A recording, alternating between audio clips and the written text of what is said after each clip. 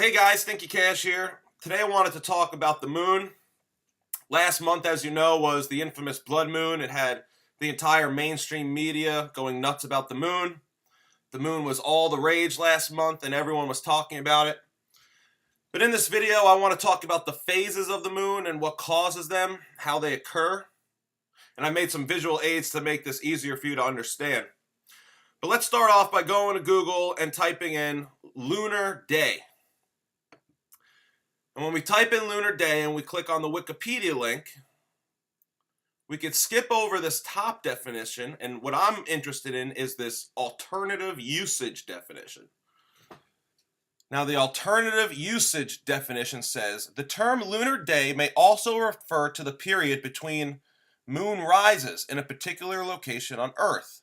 This period is typically slightly longer, 50 minutes, than a 24-hour Earth day, as the moon revolves around the Earth in the same direction as the Earth's axial rotation.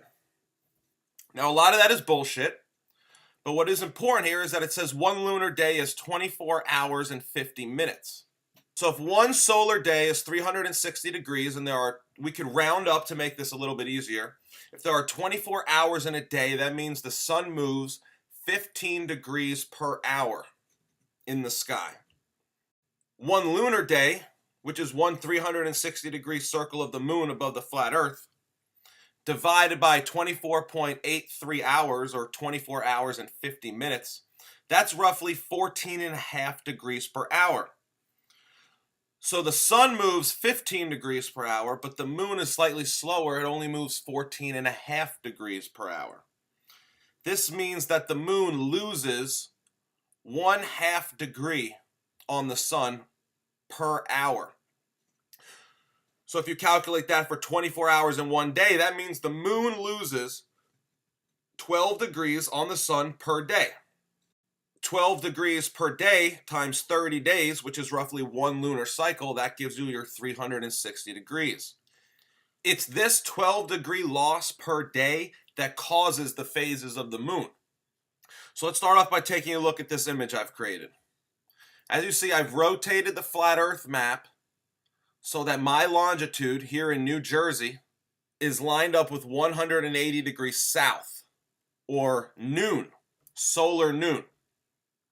Okay, solar noon is subject to change. During daylight savings, it's pushed back an hour, and depending on your location and your time zone, it could be different. So we can go on timeanddate.com and look up solar noon times for Atlantic City, New Jersey, which is pretty close to where I live. And it says that on October 27th, 2015, solar noon will be at roughly 12:42 p.m. So we can go back to my visual aid here. This is an image of solar noon at 12:42 p.m. for Atlantic City, New Jersey. The sun is directly south of my location. Now we could fast forward 12 hours, make the sun and moon rotate in the sky. And 12 hours later, we're going to reach what I call solar midnight. And at solar midnight on a full moon, the moon will be exactly 180 degrees south of you. That's because during a full moon, like tonight, the sun and moon are exactly 180 degrees opposite each other. But what happens is if you were to take a look at the moon tomorrow night at the exact same time at 12:42 a.m., the moon's not going to be in the same spot. The moon is going to have lost 12 degrees over the course of that day. So now the moon is going to be here at 12:42. It's lost 12 degrees. The next day, on the 29th, the moon will be here at 12:42 a.m. And then here, and then here, and then here, and then here, and so on and so forth. And the moon will continue to lose 12 degrees per day. And when this happens, this causes the lunar phases. The lit side of the moon always faces the sun. So because the moon is slightly slower than the sun, it loses 12 degrees per day.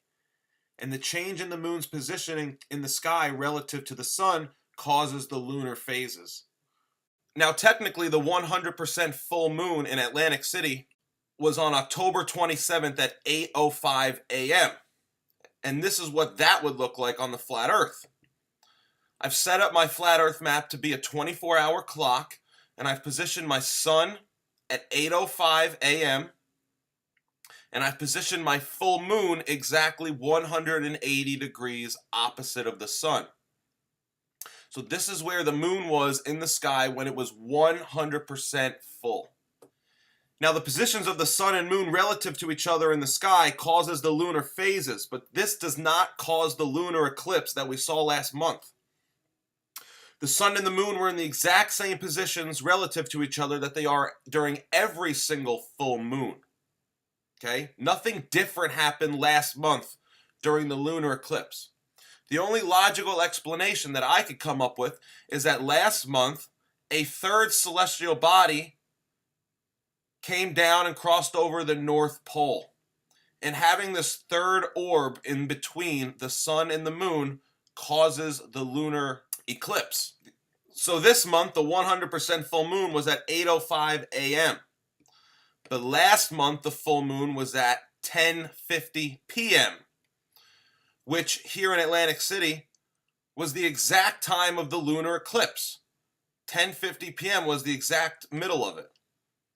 So that's the moon in a nutshell. I've been studying it for the last few months, for about 4 or 5 lunar phases now. I've been observing and studying the moon. I think I've got it down to a science, and I believe that this is exactly what happens in the sky.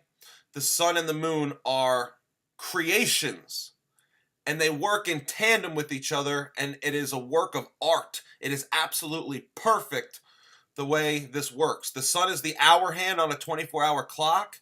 It gives us our days, it gives us our seasons, and the moon keeps track of the months. The months. We're 30 days, 1 month, 1 lunar cycle. So that's all I got for you today. I hope this video was informative. I hope you learned something. I hope you enjoyed it. If you did, please give me a thumbs up. And if you have any questions, please leave them in the comments of this video.